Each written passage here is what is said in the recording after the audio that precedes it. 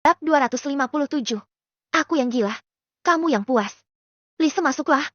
Teriak Kuni. Lisa yang terkejut lalu membuka pintunya dengan senyum rasa bersalah di wajahnya. Dia tak menyangka jika aksinya menguping tadi diketahui oleh Kuni. Hehehe Kun. Bagaimana kamu tahu aku ada di balik pintu itu? Ucap Lisa. Sudah cepat kesinilah. Ucap Kuni. Lisa lalu mendekati Kuni. Dia sangat kagum dengan Kuni karena bisa mengetahuinya menguping tadi.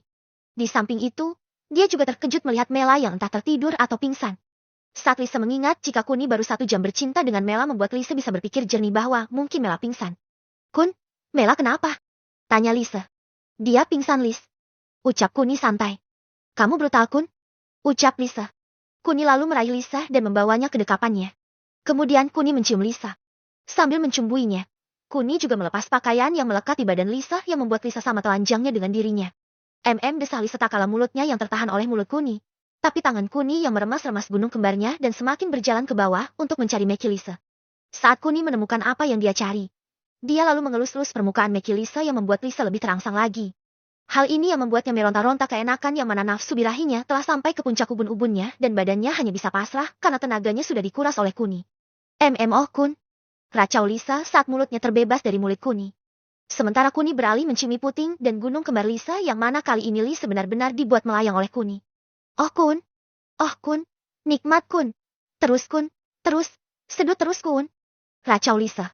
Kuni yang sudah tak tahan lalu membaringkan Lisa di samping Mela yang sedang pingsan. Lalu dia membuka paha Lisa lebar-lebar sambil mengarahkan tonggaknya yang mana kali ini Lisa sendiri yang menuntunnya. Setelah dirasa tepat, Kuni lalu memasukkannya perlahan karena dia ingat jika Lisa baru 2 kali ini bercinta dengannya sehingga apa yang dikhawatirkan oleh Kuni terbukti. Di mana rasa sedikit perih masih dirasakan oleh Lisa. Ach Kun. Ucap Lisa. Masih sakit, Lis? Ucap Kuni. Dikit Kun. Ucap Lisa. Kuni lalu memagut bibir Lisa dengan harapan libido Lisa kembali naik, meskipun tonggaknya masih dia diamkan di Meki Lisa. Hampir 2 menit Kuni mencium Lisa lagi dan kali ini suara desahan Lisa terdengar lagi yang menandakan jika Lisa sudah mulai terangsang lagi. Mendengar desahan Lisa, Kuni lalu memaju mundurkan tonggaknya secara perlahan dan semakin lama semakin cepat yang membuat Lisa mendesah lebih keras lagi. Kun. Kun. Nikmatku Un. Racau Lisa. Punyamu juga enak, Lis. Ucap Kuni lalu memagut lagi bibir Lisa. Lama sekali Kuni menikmati setiap tusukan tudukannya yang hampir 10 menit itu yang membuat Lisa meracau lebih gila lagi. Oh Kun. Kun. Terus sayaan. Agak cepat sayaan. Pinta Lisa. Kuni lalu menaikkan temponya sedikit cepat lagi yang membuat Lisa tambah menggeliat-geliat tak karuan. Oh kikik desah panjang Lisa yang keras membuat Kuni menghentikan aktivitasnya untuk memberi Lisa kesempatan menikmati orgasme pertamanya. Ahyeh. Kamu gila sayang? Ucap Lisa sambil tersenyum puas. Aku yang gila. Tapi kamu yang puas. Ucap Kuni yang membuat Lisa tambah tersenyum lagi. Ayo Kun, lanjutkan. Pinta Lisa. Apa masih kurang? Ucap Kuni. Aku puas Kun. Tapi aku kasihan denganmu yang belum keluar itu. Ucap Lisa yang membuat Kuni ikut tersenyum. Kamu pengertian Lis. Ucap Kuni lalu menarik Lisa lagi. Kali ini Kuni menggendong Lisa di depan dan mengarahkan tonggaknya ke Meki Lisa dalam posisi berdiri. Tahan ya Lis. Ucap Kuni menurunkan pantat Lisa yang membuat tonggaknya langsung masuk sepenuhnya. Oh Kun, enak sayang. Ucap Lisa lalu menyambar bibir Kuni yang ada di depannya. Sambil berciuman, Kuni lalu menaik turunkan Lisa dan membuatnya langsung merasakan kenikmatan lainnya. Yang mana kali ini Lisa semakin dan semakin keras saat mendesah. Oh ya Kun. Oh ya enak Kun. Ucap Lisa sambil merangkul leher Kuni dengan kedua tangannya. Lis, punyamu mentok gak? Kok aku gak bisa masuk lebih dalam lagi? Ucap Kuni yang merasakan ada ganjalan di pahanya yang membuatnya sedikit tak menikmati posisi sambil berdiri ini. Tapi enak Kun. Sahut Lisa. Dengan tonggak yang masih menancap, Kuni lalu membaringkan Lisa di tepi kasur lantas menggenjotnya lagi yang mana kali ini tonggak Kuni bisa masuk lebih dalam lagi dan ini juga membuat Lisa semakin keenakan lagi. Oh Kun. Desah Lisa. Gini enak sayang, ucap Kuni. Sia sayang desah Lisa menyahut ucap Kuni. Hampir 10 menit mereka melakukan dengan gaya yang sama. Tiba-tiba Mela terbangun karena mendengar suara gaduh desahan seorang wanita. Dia dengan mata yang terbuka sedikit demi sedikit langsung terkejut tak kalah melihat Kuni yang berdiri di tepi ranjang sambil menggoyangkan pinggulnya sedang menatapnya. Dia juga terkejut ternyata ada wanita lain selain dirinya yang sedang berada di depan Kuni dan sedang menerima hantaman-hantaman tonggak Kuni. Kamu sudah bangun Mel. Ucap Kuni sambil terus menggenjot Lisa. Sementara Lisa tak mendengar sapaan Kuni pada Mela karena dia sedang fokus menikmati setiap hujaman Kuni dengan mata tertutupnya dan mulutnya yang mendesah dan meracau tanpa henti. Oh ya Kun. Terus Kun. Terus Kun. Oh ayah terus Kun. Lebih akun, lebih cepat akun. Racau Lisa. Kuni yang tahu kode Lisa lalu mempercepat genjotannya yang membuat Lisa kembali makin keras saat meracau dan mendesah. Tanpa dia sadari jika Mela sedang memperhatikannya dari belakang kepalanya. Oh ya Kun, terus Kun. Terus genjot Kun, terus yang lebih cepat, terus yang ayah. Desah panjang Lisa yang menandakan jika dirinya telah mencapai klimaks keduanya. Bab 258. Klimaks dengan keduanya. Kamu lumayan juga Lis. Sanjung Kuni yang membuat Mela menunduk. Kuni lalu naik ke ranjang dan melewati Lisa yang membuat Lisa sedikit terkejut. Kun kamu mau kemana? Tanya Lisa. Kuni hanya tersenyum sambil menunjuk Mela yang membuat Lisa langsung menoleh ke arah belakangnya. Mel, kamu sudah bangun? Sapa Lisa sedikit canggung. Apalagi dia tahu jika malam ini adalah waktunya Mela untuk melayani Kuni. Tuan, aku. Ucap Mela yang tak menghiraukan sapaan Lisa. Kamu pingsan hampir 1 jam. Ucap Kuni. Kak Lis, makasih ya. Ucap Mela setelah tahu jika dirinya pingsan dan praktis Lisa yang melayani Kuni selama dirinya pingsan. Tidak apa-apa Mel, aku yang harusnya minta maaf karena... Ucapan Lisa terhenti karena dipotong oleh Mela. Tidak Kak, aku bersyukur Kak Lisa mau melayani Tuan Kun selama aku pingsan. Ucap Mela. Sedang Kuni langsung mendekap Mela dan mencumbuinya lagi. Dia ingin menanam benihnya ke Mela sehingga tanpa basa-basi lagi. Kuni langsung mencumbui Mela dengan sedikit lebih liar lagi. Tuan. Ucap Mela. Aku ingin bercinta denganmu Mel. Ucap Kuni lalu dia mencium bibir Mela lagi. Kali ini Mela benar-benar pasrah. Belum jernih kepalanya karena pingsan, langsung hilang sakitnya saat Kuni mencumbuinya dan tak berangsur lama, Mela sudah mencapai puncak birahinya dengan nafas yang tersengal berat itu. Oh Tuan Kun, desah Mela saat Kuni kembali mencium dan memainkan payudaranya. Sementara Kuni yang sudah tak tahan langsung merebahkan Mela lagi dan membuka kedua paha Mela lebar-lebar.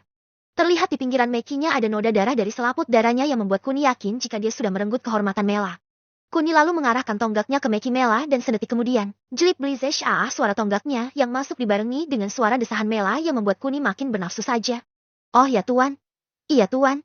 Iya. Racau Mela. Sakit Mel? Tanya Kuni. Mela hanya menggeleng sambil melihat wajah tampan milik Kuni. Dia tak menyangka jika pria kekal di depannya adalah suami yang telah mengambil kehormatannya itu. Aku percepat ya. Pinta Kuni. Iya Tuan. Ucap Mela sambil mendesah. Setelah itu Kuni mempercepat genjotannya dan membuat Mela meracau dan mendesah liar sama seperti Lisa. Oh ya Tuan. Terus Tuan. Terus Tuan terus. Racau Mela. Punyamu tetap nikmat Mel. Ucap Kuni lalu mencium mulut Mela yang membuat Mela semakin keenakan. Tuan. Aku mau keluar gor. Racau Mela. Sebentar Mel. Bareng ya. Ucap Kuni sambil menaikkan temponya. Ya Tuan terus Tuan Kun. Arjor gegi krut desah panjang Mela yang dibarengi dengan desahan dari Kuni juga yang membuat mereka berdua langsung terkapar. Dengan mata sayupnya, Mela tersenyum puas saat mengetahui jika Kuni telah menanam benih di rahimnya. Apalagi malam ini adalah masa subur-suburnya sehingga dia melakukan persiapan yang sangat matang di awal tadi. Setelah beberapa saat, Kuni menarik Lisa dan menciuminya. Dia juga ingin menyemprotkan spermanya ke rahim Lisa agar mereka berdua juga sama-sama puas. Karena tadi Kuni sudah menyemburkan spermanya, lantas kali ini saat dia bercinta dengan Lisa, dia hanya ingin menunggu Lisa mencapai klimaks dan dia juga mengeluarkannya bareng dengan Lisa. Kun. Pelan-pelan. Keluh Lisa saat Kuni menyedot putingnya sedikit liar. Kuni hanya tersenyum lalu membaringkan Lisa di samping Mela yang masih terkapar. Kemudian dia mengarahkan tonggaknya yang sudah berdiri saat dia mencumbui Lisa. Celibs oh ya. Oh Kun. Racau Lisa. Kuni tetap memaju mundurkan tonggaknya. Semakin lama semakin cepat yang membuat Lisa makin meracau tak karuan karena merasakan kenikmatan yang tak terkira itu untuk kesekian kalinya. Oh ya Kun. Lebih cepat Kun, terus saya angkat. Racau Lisa. Oh Lis. Desah Kuni singkat karena dia langsung mencium mulut Lisa. Desah Lisa saat mulutnya ditutup oleh mulut Kuni. Lama sekali mereka bercumbu dan saling memagut sambil bercinta dengan posisi yang sama hampir 15 menit dan Lisa mulai merasakan geli-geli nikmat itu untuk yang kesekian kalinya. Kun. Cepat Kun. Aku mau keluar Kun. Racau Lisa. Kuni yang sudah mendapat kode langsung menggenjot Lisa lebih cepat lagi dan membuatnya ingin memuncratkan cairan kenikmatannya juga. Baring Lisa desah Kuni panjang yang dibarengi oleh desahan panjang Lisa. Setelah itu Kuni tidur di antara mereka berdua dengan tangan kanannya memegang tangan Lisa dan tangan kirinya memegang tangan Mela. Tuan Kun, kamu sangat perkasa sekali. Sanjung Mela. Ini tidak seberapa. Kalian saja yang terlalu lemah. Ucap Kuni yang tentunya mengejutkan mereka berdua. Padahal mereka sudah melayani Kuni dengan sekuat tenaga mereka. Tapi apa yang diucapkan Kuni sungguh di luar pemikiran mereka. Hei Kun, katakan padaku. Berapa rekor terlama yang pernah kamu lakukan saat bercinta? Tanya Lisa penasaran. Aku takut kamu akan tidak percaya dan juga kamu mungkin memang tak akan mempercayainya. Terang Kuni. Ayolah Kun, aku janji akan percaya. Ucap Lisa santai. Lupakanlah. Yang penting mulai besok, kalian harus meningkatkan stamina kalian. Dan kamu Lis, mulai besok kamu sering-seringlah ke salon untuk memperhalus kulit wajahmu. Terang Kuni yang sangat mengena di hati Lisa. Pantangan sekali bagi seorang laki-laki untuk membahas masalah fisik pada seorang wanita. Laki-laki hanya boleh membahas sesuatu yang bersifat umum seperti rajin berolahraga, uang belanja masih cukup dan apa ada keperluan lainnya. Sedangkan untuk masalah berat badan, kecantikan bahkan yang berkaitan dengan fisik seorang wanita harus kalian hindari demi kenyamanan kalian juga. Wanita itu suka disanjung dan tak suka dikritik. Jika kita menyanjungnya, maka mereka akan besar kepala dan jumawa. Tapi jika kita menghina mereka, maka siap-siaplah kalian tidur di luar bagi yang sudah berumah tangga. Dan itu tidak mempan pada Kuni. Karena sejujurnya tak ada dari mereka yang bisa bertahan selama 2 jam melayani Kuni seorang diri kecuali Dewi dan Sisal. Sementara yang lain, mentok 1 jam udah kelar. Bab 259, kesiangan awal dari kesialan lainnya. Karena sejujurnya tak ada dari mereka yang bisa bertahan selama 2 jam melayani Kuni seorang diri kecuali Dewi dan Sisal. Sementara yang lain, mentok 1 jam udah kelar. Baiklah, saatnya kita mandi, lalu tidur. Ucap Kuni sambil menyeret mereka berdua. Mandi bareng Kun? Ucap Lisa. Iya, memangnya kenapa? Ucap Kuni lalu masuk ke dalam kamar mandi duluan. Hei Mel, kamu bisa berdiri tidak? Ucap Lisa saat melihat Mela memegangi pinggangnya. Bisa Kak, tapi agak sakit pinggangku. Ucap Mela. Mulai sekarang kamu biasakan Mel. Dan aku salut sama kamu, sampai-sampai mempersiapkan dekorasi yang romantis ini. Sanjung Lisa. Iya Kak, ini juga dibantu oleh Kak Vela. Oh ya Kak Lis, kalau waktu bagianku. Kakak bantu aku ya seperti tadi. Mungkin aku akan pingsan lagi minggu depan. Ucap Mela dengan nada sedikit bercandanya. Iya kalau aku mau saja Mel. Tapi pas giliranku kamu juga bantu aku ya. Ucap Lisa. Hah, Jetty seminggu 2 kali melayani Tuan Kun? Ucap Mela sedikit terkejut. Iya Mel, biar kita sama-sama adil kan? Ucap Lisa yang mendapat respon yang sedikit tak percaya dari Mela. Aku baru sekali aja udah pingsan. Gimana kalau seminggu 2 kali batin Mela? Udah Mel, sini aku bantu. Kita cepat mandi dan istirahat. Ucap Lisa. Tunggu Kak Lis, memang waktunya Kak Lisa melayani Tuan Kun tepat hari apa? Tanya Mela sedikit penasaran karena dia tak ingat dengan jadwal semua orang. Karena yang dia ingat adalah jadwalnya sendiri. Hehe besok malam Mel? Ucap Lisa sambil nyengir-nyengir. Hah, 2 hari berturut-turut? Ucap Mela lalu terbaring lagi. Dia sangat terkejut karena setelah malam ini, dia harus melayani Kuni lagi. Sudah jangan mengeluh terus Mel. Harusnya kita bersyukur karena sudah mendapat jatah untuk melayani Kuni secara langsung. Kalau dulu kita nggak punya jatah karena Kuni lebih memilih bidadarinya ketimbang kita. Ucap Lisa sedikit cemburu dengan kecantikan Sisal dan Dewi. Apalagi nama terakhir itu sulit sekali dikalahkan. Seolah-olah dia adalah bidadari yang diturunkan khusus untuk Kuni. Iya juga ya Kak. Tapi aku tak percaya jika Tuan Kun bisa seperkasa itu. Ucap Mela. Hei Mel, bukankah kamu baru saja mengalaminya sendiri? Dan sekarang masih bilang tak percaya. Berhenti mengomel dan cepat kita mandi. Ucap Lisa yang sedikit heran dengan tingkah Mela. Baik-baik Kak. Ucap Mela lalu bangun dengan sedikit dipaksakan. Kalian memang lambat sekali. Ucap Kuni yang sudah keluar dari kamar mandi. Kun, kamu mandi atau hanya cuci muka? Ledek Lisa lalu masuk ke kamar mandi. Sementara Mela masih duduk dan sedikit sulit untuk berdiri yang membuat Kuni iba padanya. Lalu dia mendekati Mela dan mencium bibir Mela sambil memberikan energi kehidupannya pada Mela yang membuat Mela merasakan sensasi rileks serta capek dan pinggangnya yang sakit tadi hilang seketika. Hal ini membuat Mela makin tak percaya dengan apa yang baru saja dia rasakan itu. Apalagi yang kamu tunggu? Cepat mandi sana. Ucap Kuni lalu rebahan di kasur Mela. Sementara Mela langsung berdiri dan menuju ke kamar mandi dengan badan yang ringan serta senyuman mekar di bibirnya. Kamu kenapa Mel? Kok tiba-tiba senyum-senyum gitu? Apa sudah tidak sakit lagi pinggangmu? Tanya Lisa sambil menyabuni badannya. Sudah tidak Kak. Justru badanku terasa ringan sekarang. Ucap Mela. Wah baguslah. Sahut Lisa lalu, mereka mandi dengan tenang. Malam itu, mereka tidur dengan nyenyak sekali. Karena terlanjur nyenyak, akhirnya Mela dan Lisa bangun tepat pukul 10 yang membuat mereka berdua malu saat bertemu dengan yang lainnya. Wah, ada yang puas nih. Ledek Vela saat melihat adiknya Mela. Jangan khawatir Kak Vel. Besok mereka akan bangun siang juga. Aku berani bertaruh mereka akan bangun lebih siang dari ini. Goda Mona sambil melihat Lisa. Mela dan Lisa hanya bisa menunduk. Mereka tak mengira jika kesiangan awal dari kesialan lainnya. Sudah-sudah, kayak gak pernah ngerasain aja. Ucap Puspita yang mencoba menengahi permasalahannya. Rupanya, Puspita memang tak suka bulian karena dirinya yang hampir tiap hari dibuli oleh mantan suami dan mertuanya membuat dirinya tahu rasanya dibuli. Sehingga saat Vela dan Mona mencoba meledek Lisa dan Mela, disitulah rasa empatinya terhadap korban bully muncul dan merasa iba pada Mela dan Lisa. Jangan khawatir, Nan. Puspita, kami hanya bercanda kok. Ucap Mona sambil tersenyum dan merangkul Lisa. Sementara Lisa langsung tersenyum. Rupanya mereka hanya menggodanya saja. Kuni mana, Mon? Tanya Lisa. Dia pergi pagi-pagi sekali. Bahkan dia tidak sarapan tadi. Ucap Mona. Pergi. Apa kamu tahu dia pergi kemana? Tanya Lisa. Dia tidak bicara. Ucap Mona lalu duduk dan makan buah yang telah dikupas oleh Vela. Aku akan menelponnya. Ucap Lisa. Belum sempat dia menelpon. Tiba-tiba dia mendengar suara seseorang yang membuatnya terkejut. Meskipun suaranya bukan menyapanya. Tapi suara seorang laki-laki remaja membuatnya semakin yakin jika itu adalah adiknya Amir. Wah kakak ipar, rumahmu bagus dan besar sekali. Ucap Amir saat memasuki rumah Kuni. Oh tidak juga. Apa kamu mau tinggal di sini? Tanya Kuni. Tidak kakak ipar. Rumah yang kamu belikan tadi juga sangat bagus menurutku. Ucap Amir. Amir, kenapa kamu ada di sini? Tanya Lisa pada adiknya itu. Kakak Lisa.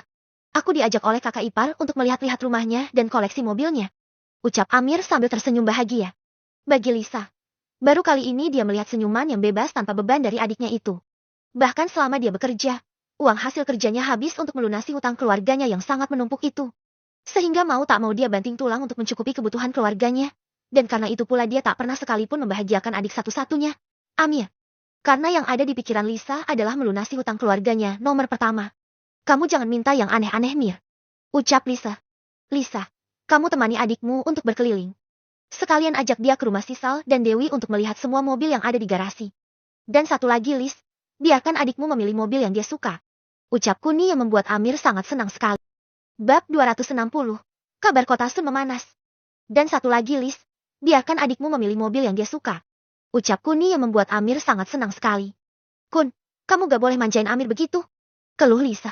Sudah, kamu turuti apa kataku. Ucap Kuni cuek. Bagi Kuni, uang hanyalah angka. Apalah arti uang di hadapan ilmu yang diwariskan oleh kakeknya. Bahkan sejak dia memiliki ilmu dari kakek buyutnya, uang seperti mengalir dengan sendirinya. Seolah-olah semua sumber di dunia ini disedot oleh kekuatannya. Pantas saja Guru Wiro menjadi orang terkaya seantero dunia setelah mendapat ilmu dari kakek buyutnya. Ternyata cara kerjanya sangat indah sekali.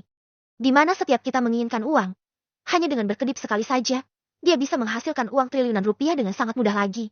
Saat sedang asyik-asyiknya bersantai, Kuni mendapat panggilan dari nomor yang tidak dia kenal. Sehingga dia sedikit bingung, mau diangkat atau tidak. Setelah beberapa kali deringan, Kuni akhirnya mengangkat karena sedikit penasaran juga siapa yang menelponnya.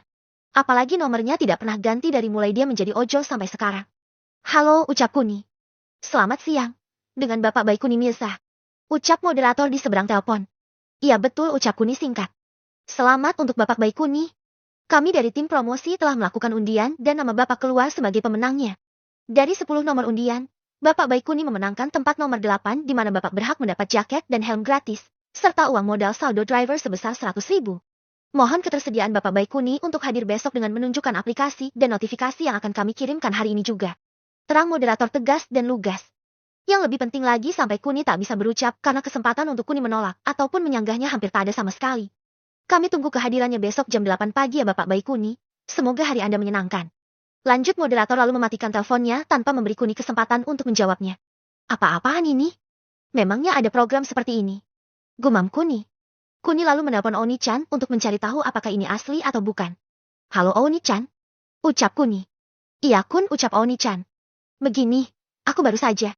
Kemudian Kuni menceritakan secara singkat tentang apa yang baru saja dialaminya. Di mana dirinya memenangkan hadiah dan disuruh ngambil hadiah di kantor. Itu sudah tersistematis Kun. Selama si driver tidak menghidupkan aplikasinya selama 2 bulan. Maka saya memberikan modal sementara agar mereka mau jalan JT driver ojol lagi. Apalagi sistem yang sekarang sangat menguntungkan mereka di mana dalam sehari. Rata-rata mereka bisa mendapat 200-300 ribu. Itu sejak sistem dan kebijakan baru diterapkan di mana pendapatan masing-masing driver meningkat secara signifikan sebesar 75%. Dan lagi kita kekurangan driver sehingga aku sudah membuka lowongan kerja JT driver ojol dengan iming-iming pendapatan yang di atas gaji UMR dengan waktu yang sangat fleksibel. Terang Oni-chan tak kalah lugas dari moderator yang tadi. Terus, tugasmu apa? Apa kamu tidak menjalankan tugasmu dengan baik Oni-chan? Keluh Kuni. Maksud kamu apa Kun? Tanya Oni-chan keheranan. Bukankah aku sudah menyuruhmu untuk menyembunyikan identitasku di jejak digitalku? Termasuk biodata pribadiku sekaligus biodata istri-istriku dan keluarganya? Ucap Kuni sambil menahan amarahnya. Oh, untuk itu, aku sudah melakukannya, Kun. Hanya saja untuk yang di ojol ini aku belum mengecek ulang karena aku masih sibuk dengan sistem dan kebijakan terbaru kita. Selain itu aku belum mendapat data apapun mengenai istri-istrimu selain Nona Dewi dan Nona Sisal. Terang Oni-chan santai. Apalagi selama ini dia berada di rumah Sisal sehingga dia tidak tahu tentang semua wanita-wanita yang dijadikan istri oleh Kuni selain Dewi dan Sisal. Sedang untuk Mona, Kuni tak pernah sekalipun menyebut Mona sebagai istrinya juga. Baiklah, kamu akan mendapatkannya sore ini. Ucap Kuni lalu pergi dengan sedikit menahan amarahnya. Sejak kejadian ini, dia baru sadar jika sekretaris sangat dibutuhkan olehnya untuk mengerjakan semua tugas-tugas yang di luar dari bidang Kuni. Halo Mon, aku ingin punya 2 sekretaris pribadi. Apa kamu bisa mencarikannya untukku? Tanya Kuni setelah bertemu Mona di depan. Sekretaris pribadi? Hei Kun, apa kamu lupa kalau kamu punya istri berapa? Tanya Mona. Memangnya kenapa Mon?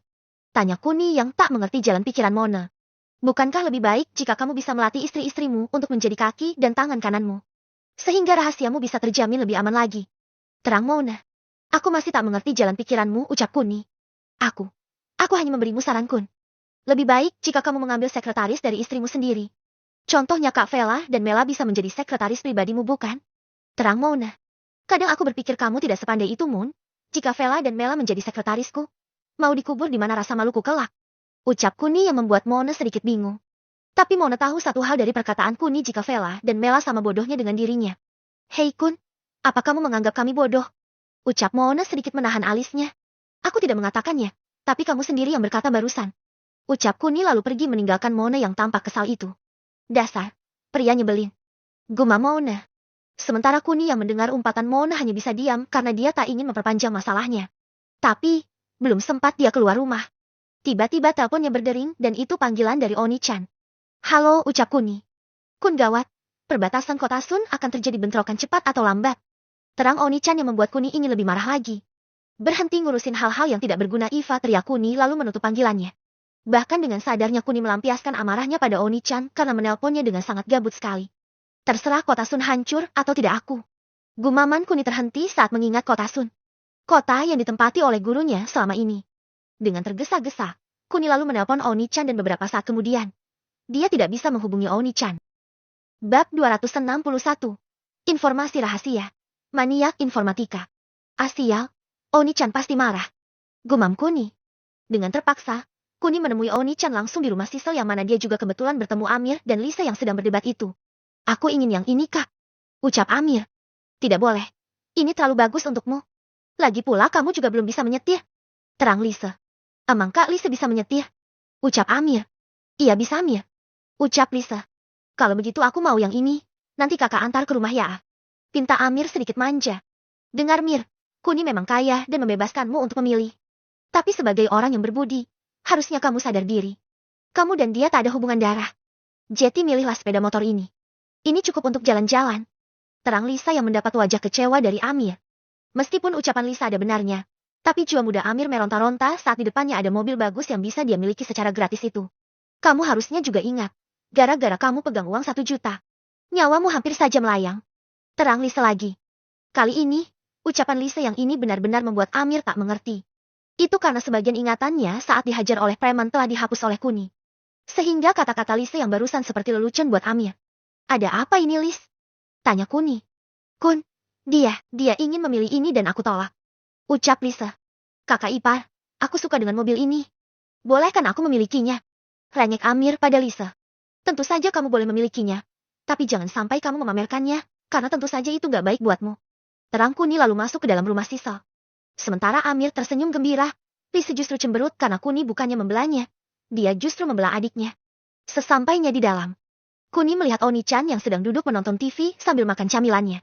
Meskipun dia tahu jika Kuni datang langsung melalui CCTV yang terpasang di setiap sudut rumahnya, dia tak menghindari Kuni karena ini bukanlah masalah baginya. Oni-chan. Panggil Kuni. Haha, jawab Oni-chan singkat. Apa kamu marah? Tanya Kuni. Untuk apa? Berhentilah bicara. Karena aku sedang fokus menonton ini. Ucap Oni-chan. Aku ingin mengetahui situasi di kota Sun. Ucap Kuni pelan. Berhenti ngurusin hal-hal yang tidak berguna Kuni, teriak Oni-chan yang membuat Kuni terkejut sekaligus paham jika dirinya pasti marah. Dengar Oni-chan. Aku sangat menyesal. Aku minta maaf. Ucap Kuni. Tidak perlu Kun, karena tidak ada yang perlu dimaafkan. Ucap Oni-chan cuek. Ayolah Oni-chan. Aku benar-benar ingin mengetahui situasi kota Sun. Ucap Kuni. Tidak perlu dikhawatirkan, karena 3 hari lagi. Situasinya kembali damai di sana. Ucap Oni-chan santai. Bagaimana mungkin? Apa kamu bisa menjelaskannya? Pinta Kuni. Tidak ada yang perlu aku jelasin. Ucap Oni-chan. Melihat Oni-chan yang keras kepala, membuat Kuni frustasi. Ingin rasanya dia merudak paksa Oni-chan dengan segera. Hanya saja pikirannya masih tertuju pada kota Sun. Kota tempat gurunya tinggal 20 tahunan yang lalu. Dengan sedikit dipaksakan, Kuni akhirnya ingat jika Jenderal Sukirman sedang bertugas di perbatasan kota Sun dalam beberapa minggu terakhir ini. Sehingga tanpa berlama-lama lagi, Kuni langsung menghubungi Jenderal Sukirman di hadapan Oni-chan. Dan tentunya itu sangat mengejutkan Oni-chan. Dia bisa melihat dengan jelas di layar nama seseorang yang sedang Kuni hubungi. Tut, tut, tut. Halo Tuan Kun, sapa Jenderal Sukirman di seberang telepon. Halo Jenderal, maaf jika saya mengganggu kesibukan Anda. Ucap Kuni sedikit berwibawa. Oh tidak apa-apa Tuan. Apa ada yang bisa saya bantu? Ucap Jenderal Sukirman tegas dan sopan yang membuat Oni-chan semakin terkejut saat mendengarnya. Jenderal Sukirman, aku dengar situasi di kota Sun sedikit memanas. Kalau boleh tahu apa penyebabnya? Ucap Kuni. Oh, dari mana Anda mendapat informasi yang sangat rahasia ini Tuan? Apalagi kami tidak memasukkannya di media karena kami takut membuat orang-orang di dalam kota Sun dan di sekitarnya menjalani kehidupan yang kurang tenang dengan adanya berita isu situasi kota yang memanas ini. Terang Jenderal Sukirman tegas. Aku punya cara untuk itu. Hanya saja apakah Anda mau menceritakan sedikit padaku apa penyebabnya? Tanya Kuni yang tak ingin berbasa-basi lagi. Mungkin ini disebabkan oleh perselisihan keluarga Jayandaru dengan musuh besarnya Tuan. Seorang mafia besar bernama Malton. Terang Jenderal Sukirman. Mendengar penjelasan singkat Jenderal Sukirman, Kuni terkejut karena saat dirinya berada di kota Sun, praktis dia tidak mengalami apapun. Apalagi di pelelangan tidak terjadi keributan yang merusak jalannya acara. Sehingga dia terkejut saat mendengar gurunya memiliki musuh di kotanya sendiri. Baiklah Jenderal, terima kasih atas informasi yang Anda berikan padaku. Ucap Kuni lalu mematikan teleponnya. Sementara Oni-chan, dengan wajah berbinarnya. Dia sangat terkesan dengan cara Kuni menelpon seseorang. Apalagi yang dia telepon adalah satu-satunya jenderal di negara ini yang membuat Oni-chan semakin merubah sikapnya terhadap Kuni. Yang awalnya dia cuek karena informasi yang diberikan ke Kuni dianggap tak berguna. Kini berubah menjadi kekaguman tersendiri karena Kuni memiliki wibawanya seorang diri. Sementara Jenderal Sukirman yang terkejut karena Kuni mengetahui situasi kota Sun yang meninggi secara drastis ini hanya menyimpulkan satu orang saja. Yaitu Iblis Betina, seorang maniak informatika. Eva Mahoni. Sersan Win, tolong panggilkan Letjen Patimon ke sini. Ucap Jenderal Sukirman tegas yang mendapat anggukan dari Sersan Win. Tak berselang lama, Letjen Patimon datang dengan raut wajah yang kepanasan. Apalagi medan kota Sun yang hampir 75% adalah hamparan gurun dan tambang. Jadi suhu udaranya sangat panas dan itu berakibat tidak mengenakan bagi Jenderal Sukirman dan adiknya, Letjen Patimon yang biasa tinggal di kota Rik. Ada apa kakak memanggilku? Ucap Letjen Patimon. Apa kamu tahu di mana wanita gilamu? Tanya Jenderal Sukirman. Wanita gila? Maksud kakak? Eva? Ucap Letjen Patimon sedikit terkejut. Iya, dia. Ucap Jenderal Sukirman singkat. Bukankah dia ada di negara Sakura? Ucap Letjen Patimon. Tidak. Dia sudah kembali ke negara ini. Ucap Jenderal Sukirman yang tentu saja mengagetkan Letjen Patimon. Bab 26 Dua Julukan Sesama Iblis. Mendengar penuturan dari kakaknya sendiri, Letjen Patimon sangat terkejut. Apalagi yang dibicarakan kali ini adalah kekasihnya sendiri, Eva Mahoni.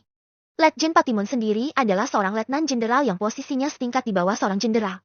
Pemuda berusia 35 tahun dengan tinggi yang mencapai hanya 155 cm. Sangat jauh dari kriteria tinggi seorang prajurit negara di mana minimal memiliki tinggi 170 cm.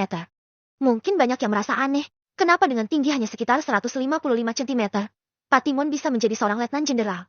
Disinilah terbukti bagaimana pengaruh orang dalam itu sangat besar bagi kehidupan kita.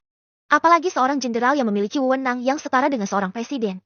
Hanya jabatan dan tugasnya saja yang berbeda karena seorang presiden dipilih oleh rakyat umum. Sedangkan seorang jenderal dipilih oleh anggota kesatuannya yang disahkan oleh seorang presiden, mudah-mudahan saja benar. Hehehe.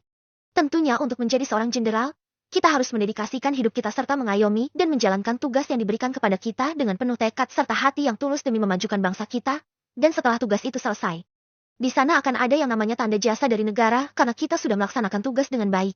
Dan untuk menjadi seorang jenderal, kita harus mengorbankan nyawa dan raga kita demi kemenangan yang akan kita lakukan demi tanah air. Karena saat kita di medan perang hanya ada dua kemungkinannya. Kembali hidup sebagai pahlawan yang menikmati kejayaannya. Atau sebagai mayat yang dikenang sebagai pahlawan yang telah gugur memperjuangkan harkat dan martabat negaranya. Apakah kakak yakin jika Eva sudah kembali di negara ini? Tanya Letjen Patimon sedikit tak percaya. Aku masih belum tahu pasti. Tapi seperti yang sudah aku ceritakan padamu. Ada seorang pemuda yang memiliki kekuatan yang mirip dengan Tuan Leo. Dan pemuda itu berasal dari keluarga Mirza. Terang Jenderal Sukirman. Keluarga Mirza yang menurut kakak misterius itu. Ucap Letjen Patimon. Iya betul. Pemuda yang kebal terhadap senjata api dan memiliki kekuatan untuk merobohkan dan menguasai seluruh kekayaan yang ada di negara ini, bahkan di seluruh dunia dengan begitu mudahnya.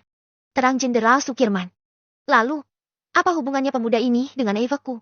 Tanya Letjen Patimon dengan rasa penasarannya yang tinggi. Dia mengetahui situasi yang kita hadapi saat ini. Jika bukan karena wanita gilamu itu, lalu siapa lagi yang bisa mengetahui situasi di sini dengan begitu mudahnya? Terang Jenderal Sukirman. Kakak, berhenti mengatainya gila. Dia akan menjadi adik iparmu kelak. Ucap Letjen Patimon. Berhenti bicara omong kosong. Apa kamu tak tahu seberapa bahayanya dirinya? Dia bisa mengetahui seluk-beluk pemerintahan dengan begitu mudahnya dan kamu ingin menikahinya. Ucap Jenderal Sukirman sedikit kesal kali ini. Sudah berapa kali aku bilang kakak. Meskipun dia telah mengobrak-abrik pemerintahan kita, tapi dia melakukannya atas kesenangannya saja. Dia tidak menjual informasi kita pada musuh. Terang Letjen Patimon mencoba membelah Eva. Aku tidak ingin mendengar semua itu darimu. Sekarang pergilah. Ucap Jenderal Sukirman. Baiklah kakak. Aku ingin tahu dia sekarang ada di mana. Aku akan menyusulnya dan mencoba merayunya agar dia mau menceritakan semuanya pada kakak. Agar kakak tidak membencinya seperti ini. Ucap Letjen Patimon. Patimon, pergi. Teriak Jenderal Sukirman yang membuat Letjen Patimon langsung lari. Jika kakaknya sudah berteriak seperti itu tandanya Jenderal Sukirman benar-benar marah sekarang dan percuma jika membujuknya sekarang karena mungkin dia tidak akan mendapat apa-apa. Yang ada hanya kemarahan-kemarahan lainnya. Sementara di tempat lain, Oni-chan memperhatikan Kuni secara seksama.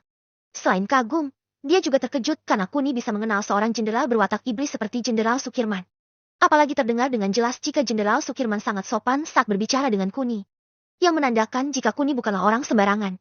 Tapi saat dia melihat semua informasi Kuni, dia tak menemukan hal yang istimewa. Apapun itu. Bahkan dia malah merasa kasihan dengan Kuni saat masih sekolah. Kuni ditinggal oleh kedua orang tuanya secara bersamaan dalam tragedi kecelakaan yang menewaskan kedua orang tuanya, serta kakak dari ibunya.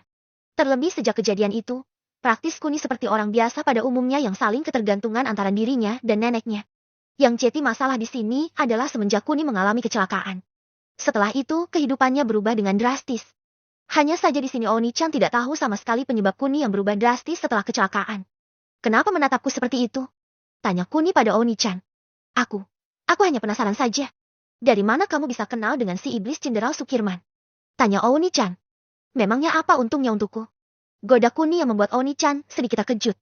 Baru kali ini dia mengalami situasi di mana bukan dia yang membuat penasaran orang lain. Tapi orang lain yang membuatnya penasaran. Ayolah Kun, bukankah kamu harus memberiku semua informasi yang kamu punya padaku? Ucap Oni-chan. Lantas, saat aku tadi ingin mengetahui situasi kota Sun, apa kamu mau memberi informasinya padaku? Terang Kuni yang membuat Oni-chan malu. Tanpa kata, Oni-chan meninggalkan Kuni dan dia tak ingin berdebat dengan Kuni. Sedari awal, Oni-chan sadar jika berdebat dengan Kuni tak akan memberinya kemenangan. Sehingga dia lebih baik mengalah saja dan melupakannya. Oni-chan. Ucap Kuni saat melihat Oni-chan pergi. Oni-chan lalu berhenti dan berbalik menatap Kuni. Berjabat tanganlah denganku jika kamu bisa. Ucap Kuni santai sambil mengulurkan tangannya. Jangan seperti anak kecil Kun. Bilang saja kalau kamu mau minta maaf. Ucap Oni-chan. Baiklah. Aku akan meminta maaf jika kamu bisa menyentuhku. Ucap Kuni santai. Dengan senyuman kemenangannya, Wan-chan segera bergegas meraih telapak tangan Kuni sembari berkata pada Kuni jangan menghindar. Tapi sedetik kemudian, dia yang terkejut karena telapak tangannya tidak bisa lebih dekat dengan Kuni. Telapak tangannya berhenti dengan jarak 5 cm yang mana kerenggangan jelas terlihat di antara telapak tangan mereka. Kun ini ucap Oni-chan saat mengetahui tangannya tidak bisa menyentuh tangan Kuni. Seperti inilah cara. Bab 263. Bujuk rayu Eva. Seperti inilah caraku mengenal Jenderal Sukirman. Dengan kekuatanku sendiri. Ucap Kuni tegas. Tapi itu tidak mungkin Kun, ucap Oni-chan tak percaya. Apanya yang tidak mungkin?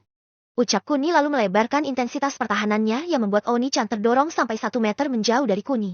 Inilah kekuatanku yang sebenarnya. Majulah jika ini tidak masuk akal bagimu. Ucap Kuni. Sementara Oni-chan tidak bisa bergerak karena tubuhnya ditekan dengan kekuatan Kuni yang membuatnya mengerti jika ini memang nyata sekarang. Kun, aku tidak bisa bergerak. Ucap Oni-chan pelan. Mungkin kamu ahli IT, tapi aku bisa mengendalikan siapapun dengan kekuatan ini. Ucap Kuni lalu melepas kekuatannya. Oni-chan pun bisa bergerak kembali. Hanya saja kebas di sekujur tubuhnya masih bisa dia rasakan. Sehingga untuk beberapa saat dia masih dalam kondisi yang tidak bisa mempercayai dengan apa yang dialaminya barusan. Setelah berpikir sejenak, Oni-chan kembali teringat dengan nasihat mendiang kakeknya jika di dunia ini, ada kekuatan di luar nalar yang bahkan tidak bisa kita terima dengan akal sehat. Sepintar-pintarnya kita, akan kalah dengan bakat yang diasah secara terus-menerus dan kekuatan yang tidak bisa kita percaya. Kun, sejak kapan kamu memiliki kekuatan seperti ini? Tanya Oni-chan setelah kesadarannya berangsur pulih kembali. Coba tebak, tanya Kuni santai. Apa mungkin saat kamu mengalami kecelakaan itu? Ucap Oni-chan yang membuat Kuni sedikit terkejut. Kenapa kamu bisa menyimpulkan seperti itu? Tanya Kuni menutup-nutupi kebenarannya. Aku sudah mempelajari semua tentangmu. Kehidupanmu yang menyedihkan berubah drastis saat kamu mengalami kecelakaan beberapa bulan yang lalu. Bahkan setelah mengalami kecelakaan, hidupmu berubah dan mendapatkan uang adalah hal yang sangat mudah bagimu. Belum lagi saat aku mengecek data transaksi perusahaan batu giok keluarga Hartanto sebelum kamu kecelakaan dan sesudah kamu kecelakaan dan semuanya sangat jelas sekali. Di mana saat kamu memasuki kehidupan keluarga Hartanto, perusahaan batu giok mereka berkembang lebih pesat dan stok bahan serta keuntungannya seolah-olah tanpa batas. Terang Oni-chan yang membuat Kuni lebih terkejut lagi. Segitu detailnya informasi yang bisa didapat dariku? Tanya Kuni penasaran. Iya memang Kun, tapi sekarang yang tahu hanya aku. Jadi kamu tidak perlu khawatir lagi karena semua informasi tentangmu sudah aku jadikan kelas super sehingga hanya orang-orang tertentu yang bisa mengaksesnya dan itu juga harus melalui website dan sistem dariku. Terang Oni-chan lagi. Lalu, kenapa perusahaan ojolku bisa menelponku seperti itu? Tanya Kuni keheranan. Kamu memang aneh Kun. Aku hanya membuka akses tentang pekerjaanmu saja di mana kamu tetap bekerja sebagai ojol dan bukanlah pemilik saham terbesar perusahaan batu giok milik keluarga Hartanto. Selain itu semua aset yang kamu beli tidak ada satupun yang atas namamu selain rumah tua yang kamu tinggali bersama nenekmu. Semua itu aku lakukan agar kamu bisa hidup normal di mana tanda pengenalmu tidak berubah secara signifikan. Selain itu, jika kamu sudah tidak suka ke dunia ojol lagi, kamu harus cari pekerjaan lainnya yang kamu inginkan. Sehingga nantinya biar aku rubah riwayat hidupmu dari ojol jadi apa gitu, misal pengawal atau satpam kan bisa. Terang Oni-chan. Hems, kelihatannya bagus juga. Jadikan aku kepala pelayan keluarga Mirza. Dengan begitu aku akan berada di garda depan saat ada masalah yang menimpa perusahaanku. Ucap Kuni. Itu bisa diatur Kun, tapi apakah aku boleh bertanya satu hal padamu? Ucap Oni-chan yang membuat Kuni sedikit penasaran. Bicaralah. Ucap Kuni. Mengenai kekuatanmu Kun. Bukankah kamu ingin memimpin negara ini? Aku yakin dengan kekuatanmu, kamu bisa memimpin negara ini menjadi lebih maju lagi. Selain itu, dana yang tak terbatas bisa membuat pasukan yang kuat dan bisa menguasai dunia ini. Terang Oni-chan dengan ambisinya yang terpancar di kedua matanya. Bicaramu terlalu tinggi Oni-chan. Untuk apa aku menjadi pemimpin? Bukankah kehidupan seperti ini sangat menyenangkan untukku? Pikir Kuni karena dia sudah memiliki 7 istri dengan 7 karakter berbeda-beda. Selain itu 2 dari ke-7 istrinya, Dewi dan Sisal adalah orang terkaya di negara ini, terutama Dewi yang memiliki identitas lain. Yaitu seorang pewaris tunggal dari keluarga Jayandaru. Sejak hancurnya keluarga Sanjaya, praktis tidak ada lagi keluarga pendiri negara Java ini. Sehingga tak menutup kemungkinan cepat atau lambat. Keluarga Mirza akan menjadi keluarga yang berkuasa dan semua yang Kuni inginkan akan menjadi kenyataan di mana dia akan berkuasa di balik bayang-bayang seseorang. Secara dia hanya akan terkenal sebagai kepala pelayan dan bukannya kepala keluarga Mirza. Sehingga dia bisa hidup dengan sedikit normal ketimbang gurunya dulu. Bukankah kekuasaan harus kamu miliki sekarang Kun? Dengan begitu keluargamu akan lebih aman lagi. Ucap Oni-chan. Sudahlah jangan membahas masalah itu lagi. Kalau begitu aku pergi dulu. Ucap Kuni.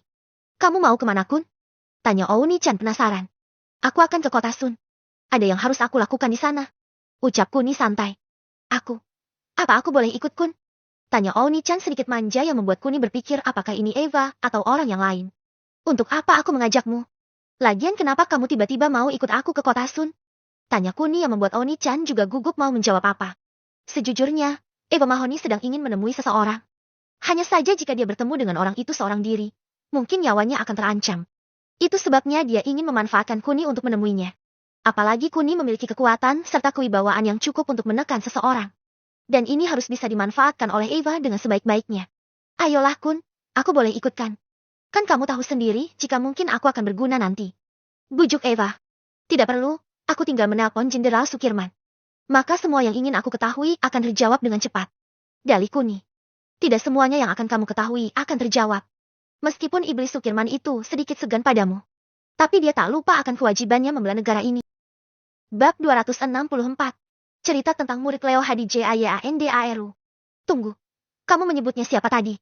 Tanya Kuni penasaran karena beberapa kali Eva menyebut Jenderal Sukirman sebagai iblis. Dia memang iblis, Kun.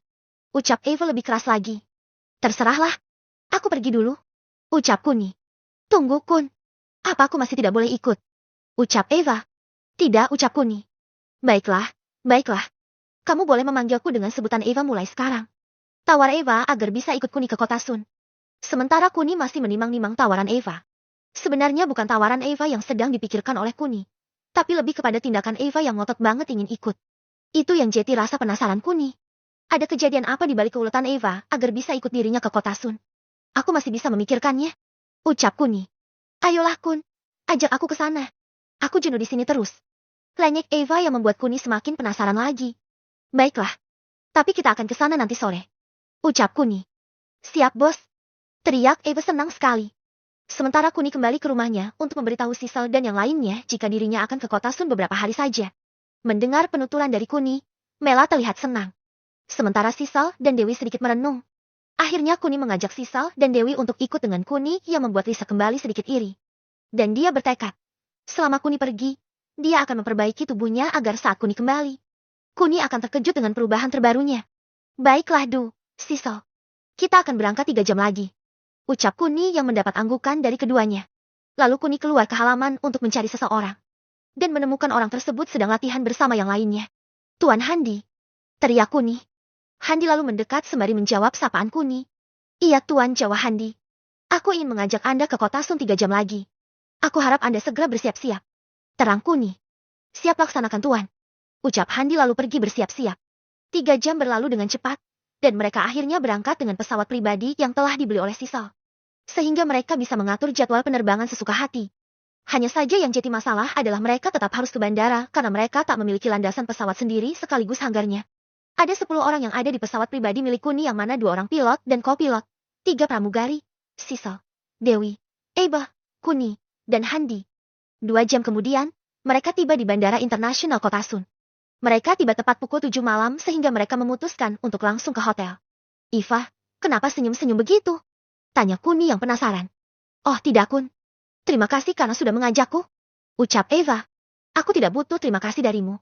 Tapi aku butuh informasi terkini darimu. Ucap Kuni. Baiklah, baiklah. Aku akan mencarinya untukmu.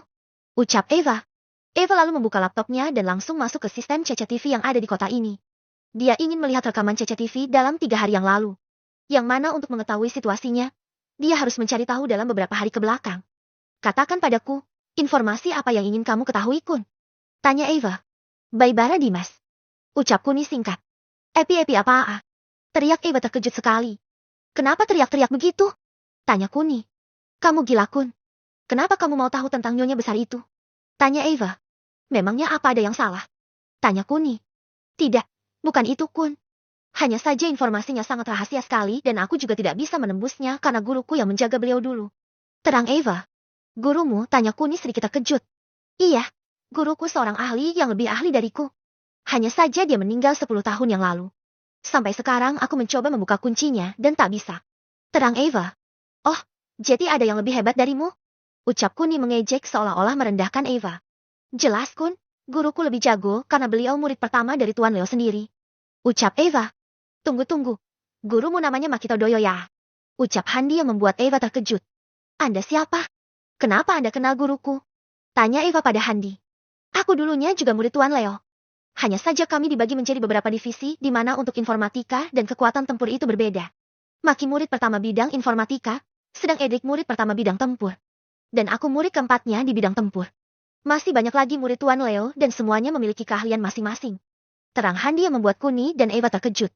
Tuan Handi, kenapa sebelumnya Anda tidak cerita padaku? Ucap Kuni. Hehehe maaf Tuan Kun, karena aku mau cerita juga percuma. Apalagi aku bingung mau cerita dari mana. Terang Handi. Baiklah. Sekarang ceritakan semua yang Anda ketahui padaku. Ucap Kuni.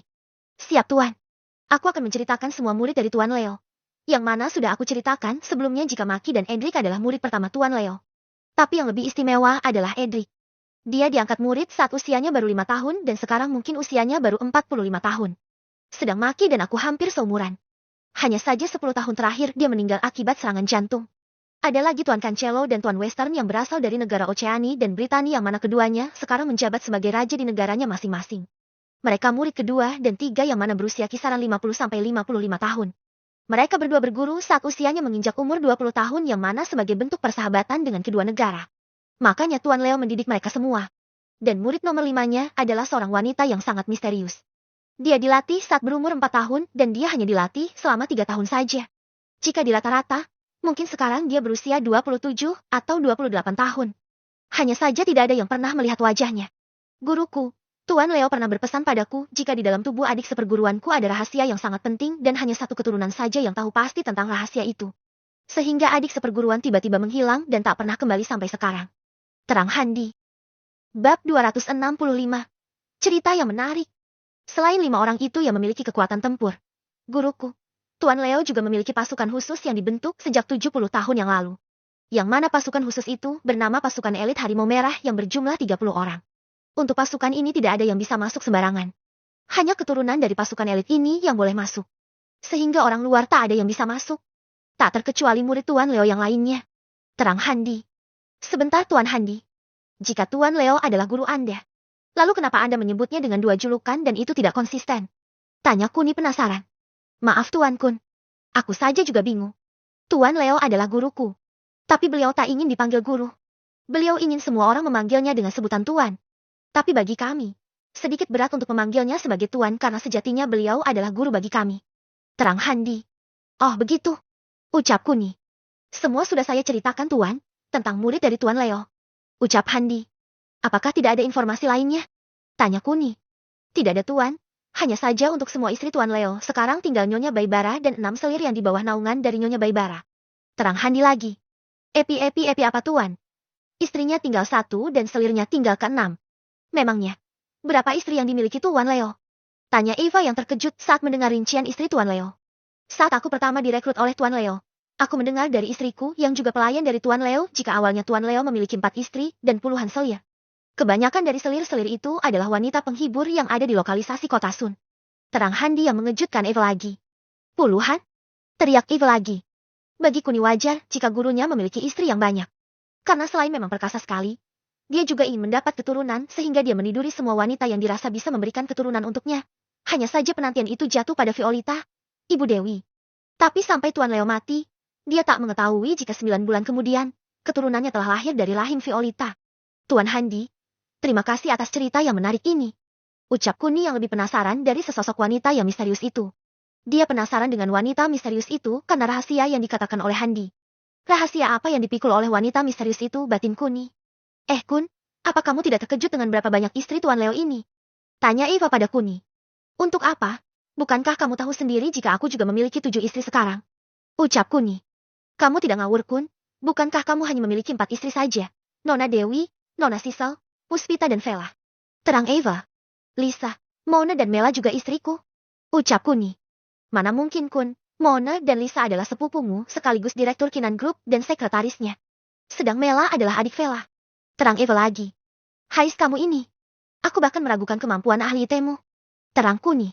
Mungkin karena kamu tak mengizinkan aku untuk menaruh CCTV di dalam rumah Kun, sehingga aku tak tahu apa-apa. Teriak Eva pada Kuni. Jika kamu menaruh CCTV di dalam rumah, apa kamu ingin melihat bokep secara live melalui layar laptopmu dan kamu langsung melakukan live streaming untuk mencari pundi-pundi rupiah? Terang Kuni yang mengejutkan Eva. Hei Kun, jangan bilang kamu setiap hari. Ucap Eva terhenti karena ada Handi di sebelahnya. Menurutmu kenapa aku mengajak Dewi dan Sisa?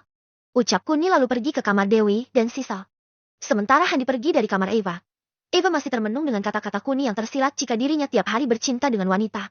Tiap hari loh ini batin Eva. Kenapa lama sekali Kun? Tanya Sisa karena hampir 1 jam menunggu Kuni. Kenapa?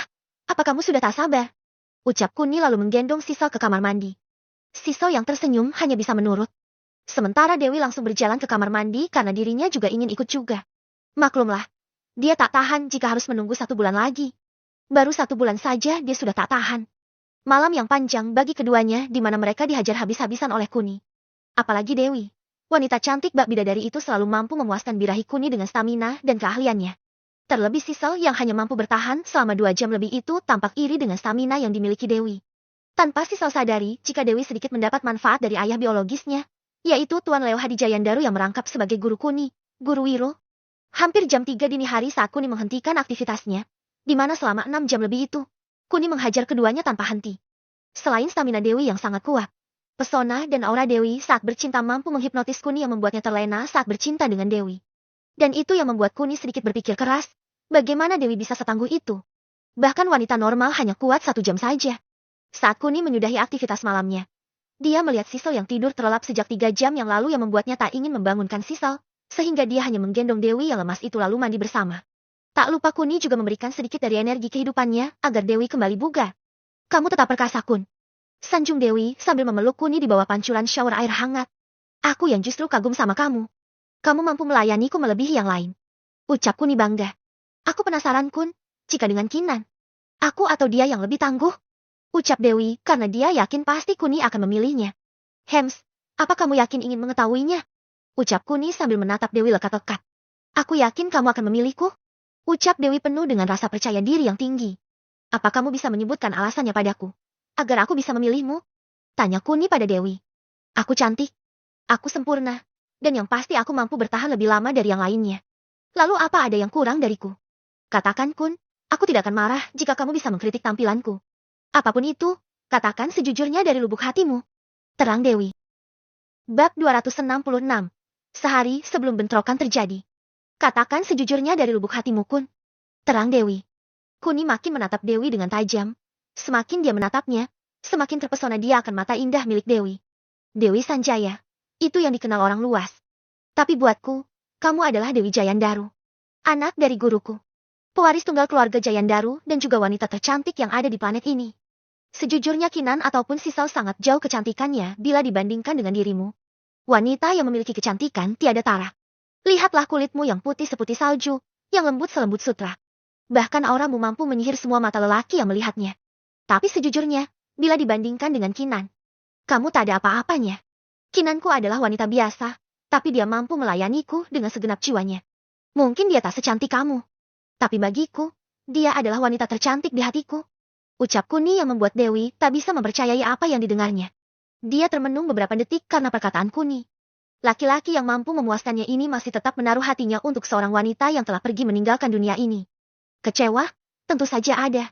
Tapi saat memikirkannya lagi, mungkin apa yang dikatakan Kuni ada benarnya. Bahkan saat dia mendengar jika ayahnya adalah guru Kuni membuatnya tak bisa berdebat dengan Kuni. Karena sebelumnya Kuni sudah mengatakan padanya jika Leo Hadi, ayah biologis Dewi adalah guru Kuni. Tapi persepsi itu cuma dianggap bualan saja oleh Dewi. Jadi menurutmu, Kinan lebih baik dari aku? Tanya Dewi lagi. Bisa dikatakan begitu. Apa kamu cemburu dengan Kinan? Ucap Kuni. Aku, cemburu dengan Kinan. Tentu saja tidak, Kun. Tapi aku sedikit kecewa jika kamu masih menaruh hati untuknya. Mungkin suatu saat kamu punya mesin waktu, kamu akan kembali ke masa lalu hanya untuk menyelamatkan Kinan. Terang Dewi yang membuat Kuni terkejut. Dunia ini penuh dengan misteri. Bahkan apa yang akan terjadi besok, tak ada yang tahu. Begitu pula dengan penjelajah mesin waktu, apakah dengan ilmu yang diwarisi oleh kakek buyutnya mampu mengembalikan orang-orang yang dia kasihi. Aku berharap itu bisa terjadi, tapi meskipun itu terjadi, aku tetap tidak akan melupakan semua orang. Aku akan tetap mengumpulkan semua orang dan menikahinya satu persatu, termasuk kamu. Ucapan Kuni kali ini mendapat respon yang positif dari Dewi. Di mana Kuni secara sadar dan langsung mengatakan tetap menikahi Dewi jika dirinya bisa pergi ke masa lalu. Sudah, Kun. Berhayalnya jangan terlalu tinggi. Lebih baik kita cepat tidur. Ucap Dewi yang mendapat anggukan Dewi. Setelah itu, mereka tidur dan waktu berlalu sangat cepat. Tak terasa 2 hari telah terlewati dan besok, jika informasi yang didapat oleh itu benar, maka akan ada perang antara keluarga besar Jayandaru dan geng mafia ular kapak. Di mana, mafia geng ular kapak adalah musuh bebuyutan dari keluarga Jayandaru. Kun, ini semua informasi yang berhasil aku kumpulkan. Ucap Eva saat Kuni tiba di kamarnya. Hanya 2 lembar ini. Berapa umur Malten? Kenapa kamu hanya mendapat informasi sedikit ini? Tanya Kuni sedikit meremehkan Eva. Malten baru berusia 55 tahun. Tapi umurnya masih simpang siur. Tapi jika sesuai dengan data CCTV beberapa tahun terakhir ini, dia sering bepergian ke kota Maret yang berbatasan langsung dengan kota Sun. Meskipun alasannya berdagang, tapi aku mencurigai jika dirinya sedang bertemu dengan petinggi dari salah satu pemimpin elit untuk melakukan serangan di perbatasan kota Sun. Apalagi saat mengingat jejak rekamnya yang tidak akurat. Di mana tempat dan tanggal lahirnya memiliki 4 tempat di mana 3 tempat berada di negara Borneo dan 1 di negara Java. Terang Eva. Carilah informasi yang lain. Informasi yang paling akurat dan dapat dipercaya. Pinta Kuni. Baiklah Kun. Tapi aku penasaran Kun, kenapa kamu mau mempertahankan kota panas seperti ini? Lihatlah kulitku Kun, baru 2 hari di sini sudah hitam begini. Keluh Eva yang membuat Kuni ingin memukulnya. Berhenti mengeluh saat camilanmu lebih mahal dari harga kamarmu semalam. Ucap Kuni yang membuat Eva tersenyum getir. Jangan salahkan aku Kun. Salahkan pedagang di sini. Kenapa harganya lebih mahal 3 kali lipat dibanding dengan camilan yang ada di kota Malang? Ucap Eva lalu kembali fokus pada laptopnya. Sementara Kuni, saat memikirkan dokumen di depannya merasa seperti orang bodoh saja. Untuk apa aku mencari tahu tentangnya jika aku bisa melihatnya secara langsung besok, batin Kuni. Hei Kun, camilanku habis. Aku mau beli dulu. Ucap Eva lalu bergegas pergi. Sementara Kuni melihat jam dinding di kamar Eva dan terkejut lagi. Hampir selama 2 hari ini, Eva selalu pergi dengan waktu yang sama. Di mana dia pergi tepat jam 11 siang, dan kembali sebelum jam pertama. Itu yang membuat Kuni penasaran lalu secara diam-diam. Dia mengikuti Eva dengan jarak 300 meter di belakangnya. Apalagi Eva yang seorang ahli IT selalu membawa laptopnya kemana-mana yang semakin menambah kecurigaan Kuni jika Eva sedang memantau CCTV yang dia lewati. Tujuannya mungkin hanya satu, yaitu dia sedang memantau semua orang yang berusaha mengikutinya. Saat Eva sudah berjalan lebih dari 1 kilometer, dia lalu mengecek CCTV yang ada di hotel dan tak menemukan Kuni dimanapun. Mungkin dia sedang ada di kamarnya, batin Eva, lalu dia masuk ke sebuah cafe yang ramai dengan pengunjung itu. Maybe. Ucap salah satu pria yang memakai jas tebal serta kacamata hitam yang dibalut dengan kain yang menutupi mulutnya. Sekilas seperti perampok, tapi siapa yang menyangka jika di balik penyamarannya yang norak itu, ada sebuah pangkat yang dia sandang. Yaitu seorang laki-laki berpangkat legend sedang menyamar untuk menemui kekasih hatinya. Oh, my darling. Shiteru. Ucap Eva yang juga sama berpenampilan norak seperti Legend Patimon. Kamu tidak ada yang mengikuti kan baby? Tanya Legend Patimon. Tenang, aman darling. Ucap Eva sambil menunjukkan jempolnya tanda aman. Aku rindu sekali denganmu sayang. Kapan kita bisa menikah? Ucap Legend Patimon dengan wajah tak berdayanya. Bab 267. Pertemuan rahasia yang terungkap. Aku rindu sekali denganmu sayang, ucap Legend Patimon. Aku juga sayang, ucap Eva manja. Sementara mereka sedang memadu kasih. Sepasang mata. Tidak. 4 pasang mata sedang mengintai mereka. Hanya saja tatapan itu tidak disadari oleh mereka berdua karena terlalu bucinnya. Bahkan kedua pasang mata dari kanan mereka telah menampakkan aura membunuh yang kuat yang membuat orang yang berdiri di sampingnya sedikit terkejut. Sementara kedua pasang lainnya lebih terkejut lagi saat mengetahui siapa laki-laki yang ditemui oleh Eva. Patimon, kamu bajingan. Teriak seorang pria sambil menodongkan pistolnya ke arah Eva. Sementara Eva dan Legend Patimon merasa terkejut saat mendengar suara yang familiar itu. Suara yang bisa membunuh mereka dengan sangat mudahnya. Iya betul, itu suara dari Jenderal Sukirman. Seorang jenderal yang curiga terhadap adiknya sendiri karena beberapa hari ini bertingkah aneh. Dia sengaja mengamati gerak-gerik adiknya yang tergolong biasa-biasa saja setelah mengetahui jika kekasihnya sudah kembali ke negara Java. Tanpa sepengetahuannya, rupanya adiknya diam-diam bertemu dengan pujaan hatinya yang membuat Jenderal Sukirman murka. Kemurkaan Jenderal Sukirman bukan tanpa alasan, selain adiknya yang tidak patuh padanya. Wanita yang menjadi kekasih adiknya adalah musuh negara ini sehingga mau tak mau Jenderal Sukirman harus bertindak tegas dan menghukum siapapun yang bertentangan ataupun yang merugikan negara Java. Tak terkecuali Eva, kekasih adiknya. Dia tetap harus menghukum Eva. Kakak, letakkan senjatamu. Ini di tempat umum. Ucap Legend Patimon sambil berdiri di hadapan Eva untuk menghalangi arah tembakannya. Minggir kamu pengkhianat. Mulai sekarang kamu saya bebaskan dari abdi negara. Ucap Jenderal Sukirman tegas yang membuat Legend Patimon sangat terkejut dan kecewa dengan apa yang didengarnya barusan. Minggir, teriak Jenderal Sukirman sambil mendorong Legend Patimon yang sedang mematung itu. Sementara Eva takut dengan pistol di depannya dan juga takut dengan kegilaan Jenderal Sukirman. Apalagi tatapan matanya yang siap menerkam mangsanya kapan saja yang membuat Eva tanpa sadar bercucuran keringat dingin di belakang tengkuknya. Minggir bajingan! Teriak Jenderal Sukirman lagi lalu mendorong Legend Patimon dengan begitu kuatnya sampai-sampai Legend Patimon terpental dan menabrak meja dan kursi di sekitarnya. Melihat pemandangan yang tak mengenakan itu, membuat beberapa bahkan seluruh pengunjung langsung berlari keluar cafe. Hanya satu orang yang maju selangkah demi selangkah dengan senyuman jahat di sudut bibirnya. Matilah kau sekarang, dasar iblis! Ucap Jenderal Sukirman sambil mencoba menarik pelatuk pistolnya. Hentikan Jenderal, tindakanmu sangatlah sudah terlalu dalam. Ucap seorang pemuda yang kita kenal selama ini sebagai Kuni. Tuan Kun, ucap Jenderal Sukirman terkejut sekali karena ada Kuni di depannya. Apalagi dia sudah telepon-teleponan dengan Kuni 2 hari yang lalu. Tuan Kun, tolong aku, ucap Eva yang langsung berlari di belakang Kuni setelah mendengar suara Kuni. Sementara Legend Patimon terkejut karena ada orang yang bisa menghentikan kegilaan kakaknya tersebut. Terlebih lagi, kakaknya menyapa pemuda itu dengan hormat dan sopan dan itu jelas didengar oleh kedua telinganya. Siapa pemuda ini? Apakah dia dari keluarga Mirza? Tapi aku tidak mendengar kakakku menyebutnya dari keluarga Mizabatin Legend Patimon. Tuan Kun, maaf atas kelancanganku. Ada keperluan apa Anda kemari? Tanya Jenderal Sukirman sambil meletakkan senjatanya ke pinggangnya. Untuk apa aku kesini? Tentu saja untuk menyelamatkan bawahanku Jenderal Sukirman. Ucap Kuni santai. Bawahan yang mana Tuan? Aku tidak melihat siapapun di sini. Ucap Jenderal Sukirman tegas. Dia adalah bawahanku Jenderal Sukirman. Ucap Kuni sambil memegang kerah baju Eva dan menunjukkannya ke Jenderal Sukirman. Sementara Eva sedikit takut karena sekarang ada di depan Jenderal Sukirman. Tapi rasa takutnya ia tutupi dengan senyuman canggungnya terhadap Jenderal Sukirman. Tapi Tuan Kun. Ucapan Jenderal Sukirman terhenti karena disela oleh adiknya, Legend Patimon. Hei, jangan kurang ajar. Turunkan kekasihku. Teriak Legend Patimon dengan mata memerahnya karena marah dengan tindakan Kuni.